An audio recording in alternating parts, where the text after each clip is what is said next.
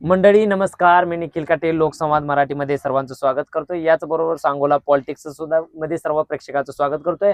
मंडळी, जिल्हा परिषद आणि पंचायत समितीचे जे वादळ आहे दिवसेंदिवस आपल्याला अगदी तापताना बघायला मिळतंय.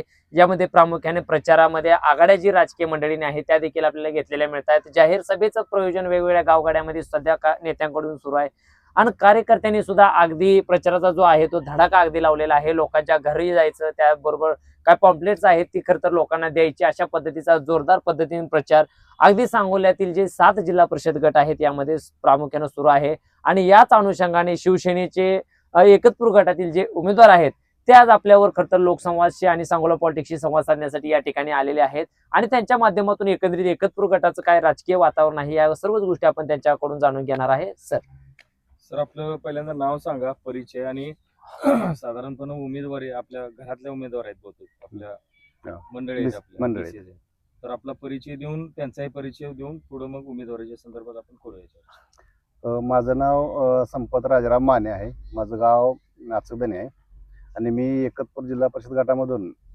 शिवसेना पक्षातून म्हणजे माहितीमधून माझी मिसेस शीला संपत माने यांना जिल्हा परिषदेसाठी उमेदवारी घेतलेली आहे. आणि मी म्हणजे एक सामान्य कार्यकर्ता आहे. मी की माझं एक साधं म्हणजे ऑनलाईन सर्व्हिस सेंटर आहे. व्यवसाय आहे. हा, माझं ऑनलाईन सर्व्हिस सेंटर आहे आणि त्या व्यवसायाच्या माध्यमातून माझं तालुक्यामधील बऱ्याचशा लोकांचे आपण गेल्या 15-20 वर्षापासून काम करून दिलेले असल्यामुळे थोडा ओळखीचा चेहरा आहे माझा.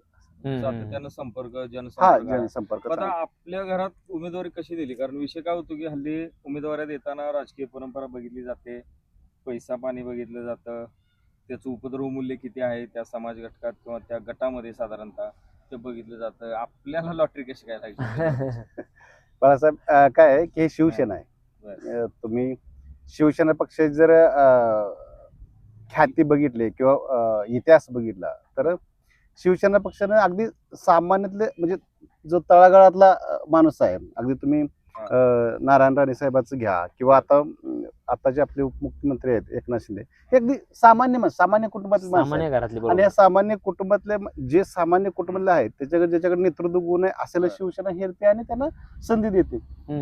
त्याच्यात परिषदेत पण निखिल काहीतरी विषय होता, सर्वसामान्य म्हणजे शेळ्या शहाजी बापूंचा एक अजेंडा असा आहे की जे गरीब लोक आहेत, जे सर्वसामान्य आहेत, कष्टकरी आहेत, दुर्बल आहेत, अशा लोकांना संधी देण्याचा बापूचा एक राजकारणातला एक आवर्जून फंड आहे आणि चांगल्या पद्धतीने काम करतात. कारण आपल्याला बघितलं शेळ्यावाले असतील, झेरॉक्सवाले असतील, नगरपालिकेमध्ये पण एक झेरॉक्सवाले होते उमेदवार. आता तशाच पद्धतीनं जिल्हा परिषदेला सुद्धा एक झेरॉक्स म्हणायला काय हरकत नाही त्या अर्थानं, म्हणजे ऑनलाईन हा विषय जरी असला नाही. म्हणजे माझ्याकडे कसं आहे की म्हणजे मला गेल्या 20 वर्षापासून मी ह्या क्षेत्रात काम करतो. जिल्हा परिषद असू द्या, पंचायत समिती असू द्या किंवा MSBचे असू द्या, तहसील कार्यालय असू द्या, की जे शिवाय आता आमच्याकडे तुम्ही बघितलं तर आम्ही जवळजवळ एक 15 ते 20 हजार लाडक्या बहिणीचे फॉर्म आहेत ना, त्याचे आम्ही KYC करून दिले. म्हणजे आमच्या एवढ्या लोकांचे करून दिले. जे मोदींचे 2000 मिळतात PM किसानचे, ह्याचे सुद्धा आम्ही जवळजवळ 30-35 हजार लोकांचे काम करून दिले. बरोबर. अशा ह्याच्या माध्यमातून आम्ही हेच प्रामुख्याने काम करतो, त्यामुळे मला ह्या क्षेत्रातली बऱ्यापैकी माहिती आहे. बरं, आता एकतपूर गटामध्ये तुम्ही उमेदवारी अर्ज त्या ठिकाणी दाखल केलाय, म्हणजे तुमच्या मॅडमचा त्या ठिकाणी दाखल केलेला आहे. मग आता तुम्ही लोकांच्या समोर त्या भागामध्ये फिरत असताना आता तुमचा जो गट आहे, कारण पाठिंबाच्या वेळेस 2017ला ज्यावेळी ZDPची निवडणूक झाली त्याच्यामध्ये शहाजी बापूंचाच कॅन्डिडेट तिथनं विनिंग झालेला होता. मग आता या वेळेला त्या गटातली राजकीय परिस्थिती जी आहे, लोकांच्या समस्या समोर काय येत आहेत आणि तिथं येणाऱ्या काळात बदल काय केले पाहिजेत, म्हणजे तुमच्या हिंडताना किंवा फिरताना प्रचार दरम्यान काय समोर आलं? हे बघा निखिल भाऊ, निवडणुका म्हणजे मी निवडणूक लढवत असताना काय, मी एवढ्यासाठी निवडणूक लढवत नाही की बाबा आता काय की मला समोर कुणाला तरी पाडायचं आहे किंवा मला आता निवडणूक पुढं काहीतरी म्हणजे अगदी मोठेपण दाखवायचं, अशातला विषय नाही. माझं विजन असं आहे की निवडणुका स्थानिक स्वराज्य संस्थेच्या निवडणूक कशासाठी असतात की स्थानिक जे प्रश्न असतात ते स्थानिक प्रश्न तुम्ही त्या सभागृहात म्हणजे सदस्य असेल तर ते पंचायत समिती, बरोबर, जिल्हा परिषद सदस्य जिल्हा परिषद सदस्य असेल तर जिल्हा परिषद. पण आपण जर बघितलं तर ह्या पाठिंब्याच्या काळामध्ये असं आहे की एकदा ते सदस्य निवडून गेले की ते लोकांच्या ज्या समस्या असतात त्याच्याकडे पाठीमागं फिरून कोण बघतच नाही, पाठ फिरवतात अक्षरशः. आणि मग ते लोकांना ह्यांना नेमलेलं असतं कशासाठी की आमदार खासदारावर जो कामाचा ताण येतो त्याच्यावरचा ताण कमी करण्यासाठी सामान्य लोकांचे जे प्रश्न असतात बरं. ते तिथपर्यंत पोहोचवायचे, अगदी त्या बरोबर. सभागृहात पोहोचवायचे आणि पोहोचलं त्याचं पाहिजे. आणि ते लोकांची सोय करायची, आणि एवढंच काय होतं होतं की सदस्य. जनतेची नाळ असणार म्हणजे उमेदवार निवडून पण येतात, सगळं राजकारण होतं, पैशाचा वापर होतो, सगळे करतात. परंतु तुमच्या आता वारसा आहे तुम्हाला की बाबा लोक म्हणजे राजकारणाचा जरी नसला तर जनसेवेचा वसा घेतलाय तुम्ही, आणि जनसंपर्क ज्या उमेदवाराचा किंवा सदस्याचा जास्त असतो तो पर्यायानं जास्त कामं करतो निखिल, बरोबर आहे. बरोबर बरोबर. त्याचा जनसंपर्क जास्त आहे तर तो जास्त कामं करतो, तो मुद्दा त्यातही महत्वाचा आपल्याला त्या दृष्टीने. आणि आता तुमच्या बोलण्यात एक प्रकर्षानं सर अशी गोष्ट जाणवली की स्थानिक स्वराज्य संस्था जी आहे पंचायत आणि झेडपी, मग ती तहसील असेल किंवा जी काही शासकीय कार्यालय आहेत तिचा तुमचा गाडा अभ्यास एकंदरीत दिसतोय तुमच्या बोलण्यातून तरी, त्यामुळे लोकांचे प्रश्न सोडवायला सोपं होऊ शकतं. मग ह्या गोष्टीमुळे लोकांचा फायदा कशा पद्धतीने होईल किंवा करून देता येईल तुम्हाला? हे बघा काय झालंय, मी आता अर्ज भरल्यापासून आणि हे बघतोय काय, मला थोडस उशिरा म्हणजे माझी उमेदवारी फायनल झाली, म्हणजे अगदी मला उशीर झाला. तयारीला वेळ मिळाला. हा तयारी वेळ कमी बरोबर आहे, मिळाला. साहजिक आहे. पण एक आहे की ह्या मी बघतोय की आता प्रचार हे करत असताना ह्या ज्या निवडणुका असतात ज्याच्यामध्ये जे आपल्या संविधानाने डॉक्टर बाबासाहेब आंबेडकरांनी संविधानाच्या ह्याच्यातून ज्या निवडणुकीचा खरा उद्देश दिला, तो उद्देश आता त्या उद्देशाने निवडणुका लढल्याच जातात. खरं तर मी बघतोय आज लोक कोणतरी काय करतात की कोणतरी कोणाला तरी डीपी देते, कोणतरी कोणाला लाईटचे पोल आणून देतो म्हणताय, मुरुम टाकते, कोणतरी कोणाचा रस्ता करून देतो म्हणताय, बरोबर. आणि मग त्या माध्यमातून ह्या मतदाराला आकर्षित करायचा प्रयत्न करतायत आणि मतदार पण ह्या किरकोळ गोष्टीला भुलून जात आहे तुम्हाला सांगतो. आणि त्यांचा खरा उद्देश जे आहे तो साध्य होत नाही. निवडणुका हे अशा पद्धतीने लढल्या तर खऱ्या अर्थाने लोकशाही पद्धतीने निवडणूक नाहीत. मतदाराला काहीतरी आमिष दाखवायचं आणि त्या निवडणुका जिंकायच्या, बरोबर आणि बरोबर. अशा पद्धतीने ज्यावेळेस निवडणुका जिंकल्या जातात त्यावेळेस समोरचा उमेदवार तुम्हाला पुढच्या 5 वर्षात किंमत देत नाही. बरोबर आहे. पुढच्या 5 बरोबर आहे. जो उमेदवार पैसे खर्च करून आम्ही येतो, दाखवतो तो उमेदवार. ऐका मी सांगतो, जो उमेदवार पैसे खर्च करून येतो बर. तो उमेदवार हा.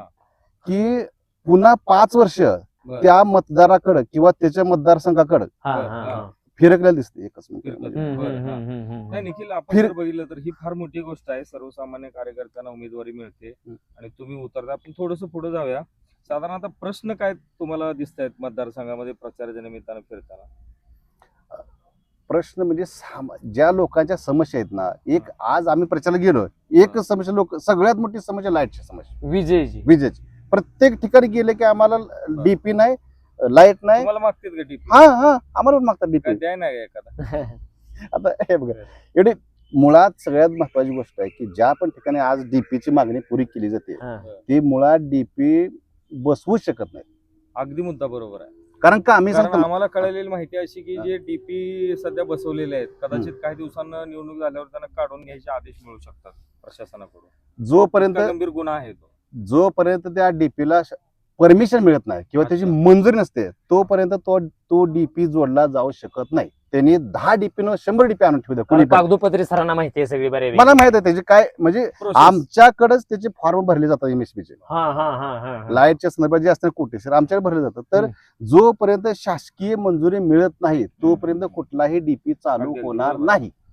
होऊ शकत नाही. बरं, होऊ निखिल, शकत नाही. असं सर आपल्याला म्हणता येईल का की समजा आता डीपी मागितला डीपी देतात, रस्ता मागितला रस्ते देतात, उद्या एखाद्या गावानं जर अशी मागणी केली की आम्हाला सांगोल्याला जायला पोलीस स्टेशन खूप लांब पडते, आमच्या गावात पोलीस स्टेशन बांधून द्या, तसं झालं ना, ते जे मागेल जे सरकारचं काम आहे ते जर तुम्ही करायला लागला मग उद्या पोलीस स्टेशन मागतील, उद्या ज्याला म्हणतील बघा आम्हाला तहसील कार्यालय आमच्या गावात आणून द्या, हा. रेकॉर्ड रूम आमच्यापाशी आणून द्या.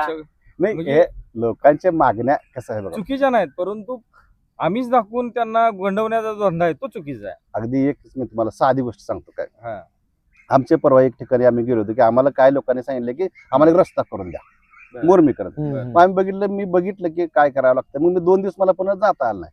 बरं. त्यांनी दुसऱ्या पार्टीत गेले त्यांच्याकडून तो रस्ता करून घेतला. हम्म. करून घेतला. बरं. मी तुम्हाला सांगतो मी बघितलं पुन्हा माहिती घेतली तिथं मोजून खचून 10 तास जेसीबी चालला आणि 10 तास जेसीबी मध्ये साधारण 10,000 रुपये झाले.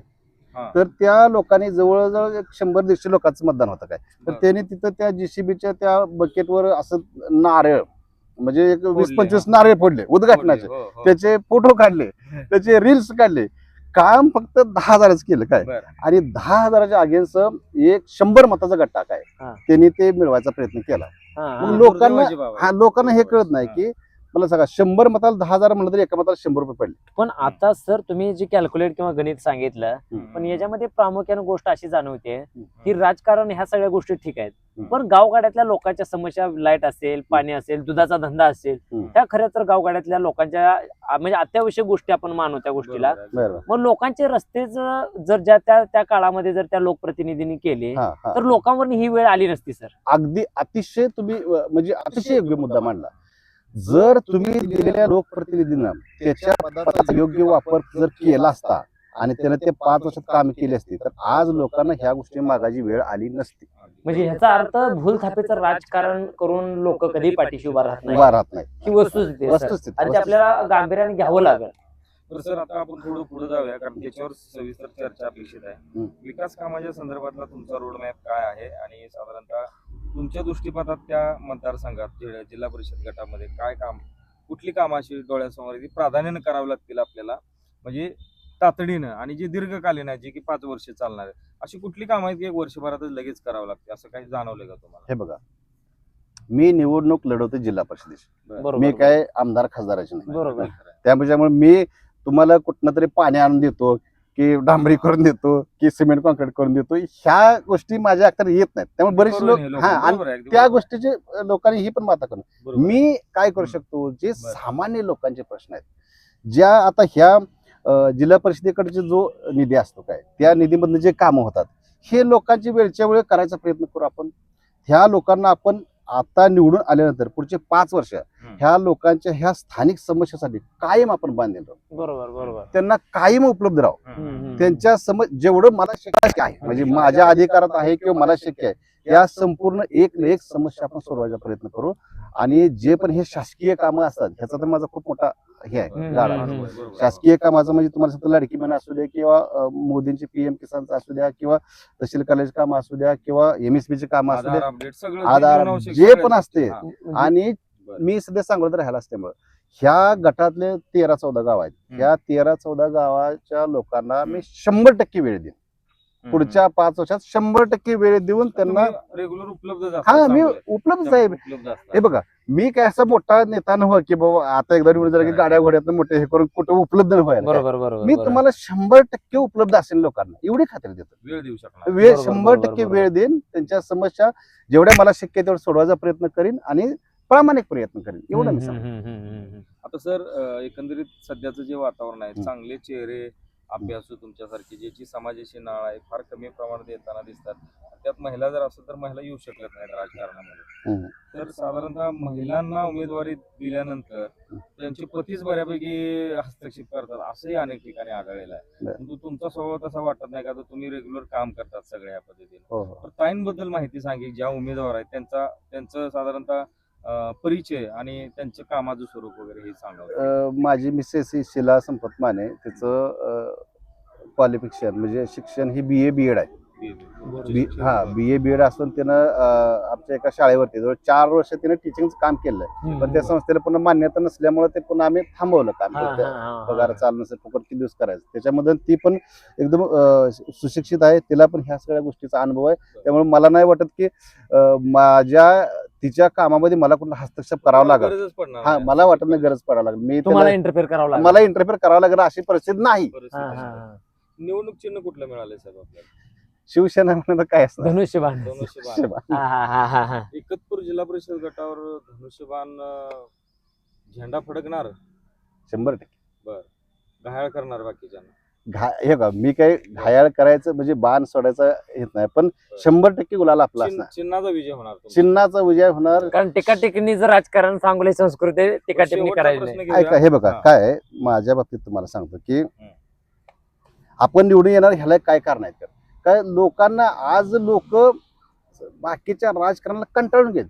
अक्षरशः विरोधकाच्या राजकारणाला कंटाळून गेले. खरं आहे, खरी परिस्थिती. आणि मी एक कसं आहे, माझी पाठी कुरी आहे, मी निष्कलंक आहे आणि मला म्हणजे माझ्याकडे अभ्यास पण हे आहे, मला सामान्य ह्याच्यातलं आहे. त्यामुळं कसं असतं, तुम्ही बघता एक पैलवान असतं, एक जाडा पैलवान असतं, एक हाडकोळा. तसं माझ्या बाबतीत आहे की लोकांची सहानुभूती ही 100% माझ्याबरोबर राहणार आणि 100% विजय माझा होणार. बरं, शेवटचा प्रश्न. बापूंचं तुमच्यावर प्रेम खूप दिसते बऱ्याच वेळा प्रचाराच्या ह्याच्यात. तुमचा धडा काही झालेला आहे परवा प्रचाराच्या ह्याच्यामध्ये.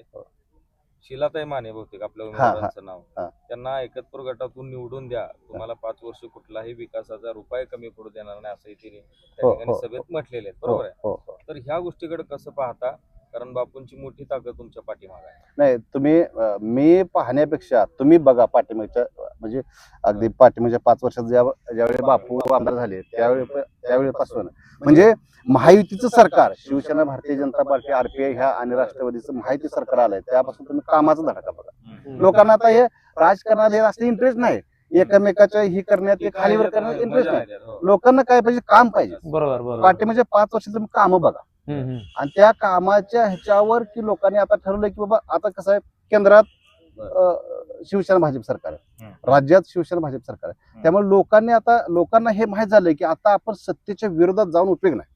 जर आपले कामं प्रकर्षण करायचे असतील तर तुम्हाला सत्तेबरोबर राहावं लागेल. बरोबर बरोबर. त्यामुळं 100% मी तुम्हाला सांगतो की पंचायत समिती आणि जिल्हा परिषदेमध्ये शिवसेना भारतीय जनता पार्टी आरपीआयची सत्ता 100% येणार. या वेळेला यावेळी 100% नगरपालिकेसारखी पूर्ण एकदा पूर्ण ज्याप्रमाणे सांगोला नगरपालिकेमध्ये आनंद भावांनी ज्याप्रमाणे विजय खेचून आणला आणि नगराध्यक्ष आणि इतर नगरसेवक बॉडी सुद्धा त्याप्रमाणे सुद्धा पंचायत समितीमध्ये आणि जिल्हा परिषदेमध्ये शिवसेना भारतीय जनता पार्टीचं सरकार हे 100% लोक निवडून ठीक देतील. आहे, समोरापगडी येऊया. मतदारांना काय आव्हान करावं आणि आपण मग मुलाखत संपूया. मतदारांना माझं एवढंच आव्हान आहे की तुम्ही कुठल्याही खोट्या नाट्या प्रचाराला किंवा कुठल्या तात्पुरत्या आमिषाला बळी न पडता तुम्ही लॉंग टर्म विचार करून शाश्वत विचार केला पाहिजे. आता काहीतरी 4-2 गोष्टी कोणत्या देईल, पण त्याच्यापेक्षा तुम्हाला जर हक्काचा माणूस पाहिजे, तुमच्या ह्या समस्या पुढच्या 5 वर्षात सोडवायच्या असतील तर तुम्हाला हे चांगल्या माणसाचा आणि अशा उमेदवाराचा विचार केल्याशिवाय पर्याय नाही की जे कष्टवाळ असतील तुमच्या कामाला वेळ देतील, तुमच्या कामाला येतील, अशा उमेदवाराचा विचार करणार 100% करणार. त्यामुळे माझा विजय हे निश्चित आहे असं मला वाटतं. तर आपल्यासोबत सर आता यांनी ज्या पद्धतीने सांगितलं एकतपूर गटामध्ये शहाजी बापूंचा जो काय कोट्यवधी रुपयांचा जो काय निधी गेल्या 5 वर्षामध्ये सांगोल्यात आला, त्यामध्ये जी काही आपले 7 गट आहेत म्हणजे संबंध तालुक्यामध्ये बापूंच्या माध्यमातून विविध प्रकारची विकास कामं झाली आणि विकासाच्या जोरावरती येणाऱ्या काळामध्ये आम्हाला लोक भरभरून मतदान करतील अशा पद्धतीचा विश्वास खरं तर तुम्ही या ठिकाणी व्यक्त केला. आणि येणाऱ्या काळात एक 24 तास खरं तर एक माणूस लोकांची सेवा करण्यासाठी कशा पद्धतीने उपलब्ध असू शकतोय, याचबरोबर शासकीय कागदोपत्री सुद्धा ज्ञान असणारा माणूस का गरजेचा आहे, ह्या गोष्टी खरं तर तुम्ही या बोलण्यामधून सगळ्याच समोर ठेवलेल्या आहेत. मतदारांना देखील तुम्ही आवाहन केलेलं आहे. तर मंडळी अशाच पद्धतीच्या जी 7 जिल्हा परिषद गट आहेत त्यामध्ये अगदी अभ्यासू नेतृत्व या वेळेला आपल्याला या निवडणुकीमध्ये प्रामुख्यानं उतरलेले बघायला मिळत आहेत. यामुळं एकतपूर गटामध्ये देखील निवडणुकीची चुरस अगदी आपल्याला म्हणावीच लागेल. कारण शेतकरी कामगार पक्ष सुद्धा दावा करतो की मी त्या ठिकाणचा आमचा बालेकिल्ला आहे आणि तो राखणार आणि शहाजी बापू सुद्धा म्हणतात की एकतपूर हा माझा बालेकिल्ला आहे. तर ही निवडणूक एकतपूर गटाची अगदी चुरशीची आपल्याला बघायला मिळणार आहे आणि याचं जे औत्सुक्य असणार आहे हे 9 तारखेला आपल्याला प्रकर्षानं दिसणारच आहे. तोपर्यंत मंडळी या ठिकाणी आपण थांबतोय. धन्यवाद.